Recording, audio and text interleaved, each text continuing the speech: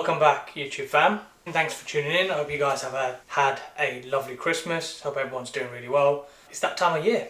So, end of the year, everyone sits back and discusses what their top sneakers were. So for me, I've put together a top 10. There's a couple of honourable mentions because this was really tough to narrow down. These are just my opinions. I know a few of you have asked for this video. I've managed to narrow things down. So let's give it a go. This has actually been quite a great year for sneakers, and I'm not just talking about collaborations, I'm talking about normal GR releases. When I am discussing my top 10, I've taken a lot of factors into consideration. For me, it's the collaboration itself, the story that it tells, the materials that I use in the shoes, the overall execution, the wearability. So for me, I've taken all those factors into consideration, and this is what I've come up with. There's a lot of my top 10 that will be in most people's top 10. So yeah, just take this with a pinch of salt. Without further ado, let's jump in. Before I give my top 10, one honourable mention that I have to talk about is I have to talk about the Nike Jam. And this is the Futura collab. This was one of the collabs that really went under the radar. These are absolutely a stunning pair. The material, the comfort actually on these are incredible. So I know they were originally designed for the Olympics, for breakdancing, but Futura did his thing. These would have been in my top 10, but I had to narrow them down, and unfortunately these were the ones that missed out, and they just barely missed out. These ones now, the Jordan 4 Military Blues, are really difficult to narrow down, but I know they're a worthy mention. This year's probably been one of the most difficult top 10s that I've had to do. There's just been a lot of great shoes, a lot of great sneakers that are out there. Let's jump straight in. These are in no particular order. These are probably my favourite pair that I'm wearing at the moment. Jordan 3 Black Cements. Have a look at these. The material on these are great. I know a lot of people really complained about the elephant print, that it was too light. I genuinely can't believe why they were sitting. A lot of people chose not to get them, probably to do with the QC issues, but I had to have these in my collection. Now, these are probably in everyone's top 10, if not their sneaker of the year. This is the Nike Futura SB Dunk. Futura really been doing his thing. Let's take a closer look. These are actually a lot more wearable than you would think. Unfortunately, I was not able to get these for retail. I did have to pay resell, but these are absolutely worth it. The only annoying thing for me is the white canvas material that they've got. It's going to get dirty very quickly. There's already a little smidge on my toe box, which I need to carefully clean. The next pair, the Air Max 1 Chlorophyll. These are incredible. I'm so grateful Nike are doing re-releases of some of the older pairs that are grails, especially for the people that have not been able to get their hands on these or are not willing to pay silly money to get their hands on these. Now, unfortunately, I did hit on the Pata store website release, but unfortunately they cancelled my pair. They cancelled quite a few people's pairs. I don't know why, but I managed to hit on sneakers with these. One of the very few wins I've managed to get on sneakers, but I have no idea. So yeah, I guess justice was done with me being able to collect this pair. Now this, Jordan 4 Bred Reimagined. Now for some of you, these have to be in your top 3. The materials, everything on here, execution has been done so well. For some people, you may have forgotten about these. I'm not surprised. They released February. There's been so many great sneakers that have released since. I know a lot of people were torn because they're now using the leather with their Reimagined series that they've done in place of suede. I have my 2019, I believe, pair that released, but I have that. For me, the leather, it makes these so much more wearable. Leather is so much more easier to clean than it would be with suede. So I've been wearing these quite a lot throughout the year. And these, for me, are probably in my top 3. I didn't think I would love these as much as I do. Now this one's a bit of a surprise. It is Adidas. It's the Jound Sambas. These are absolutely perfect. They're actually so comfortable as well to really wear. I've worn these a lot throughout summer, and I wore these a lot in autumn. These have to be in the top 5 for me personally. I've not really been much into Adidas over the last few years.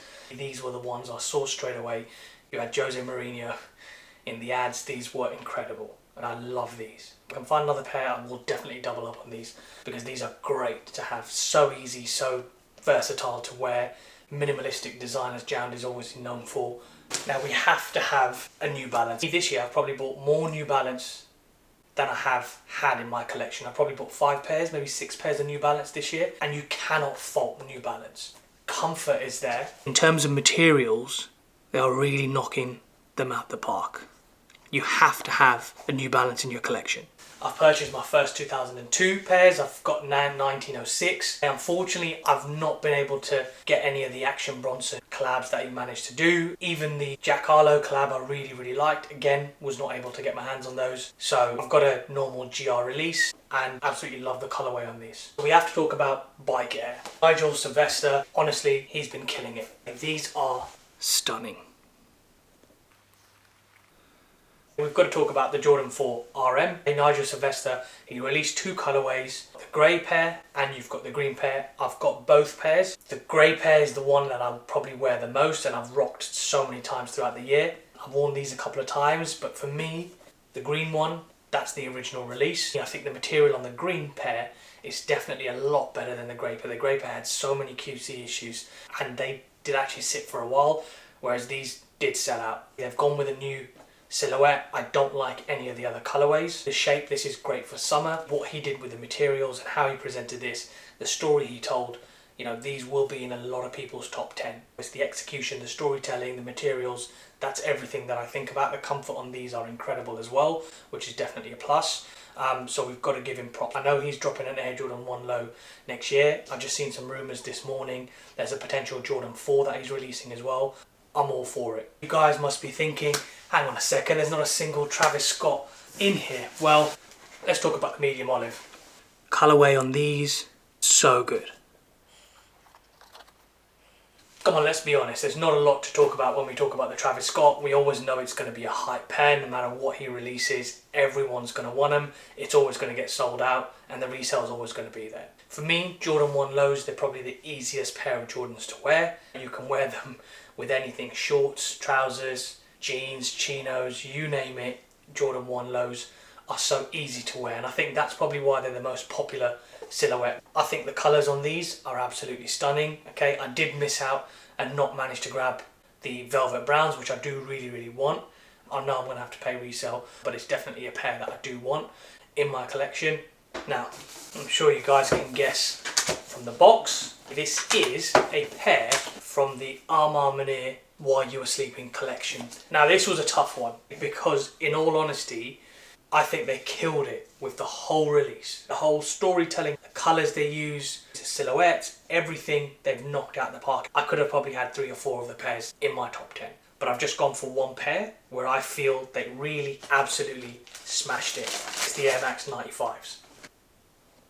Colorway, materials, quality, execution, smashed it. All the little subtle touches. The Jordan 3s, the Jordan 4s, the Air Force 1s and the Air Max 95s, those are the ones that I got this year. This is also my other sneakers win that I managed to get. So I've won 2 pairs through the sneakers app.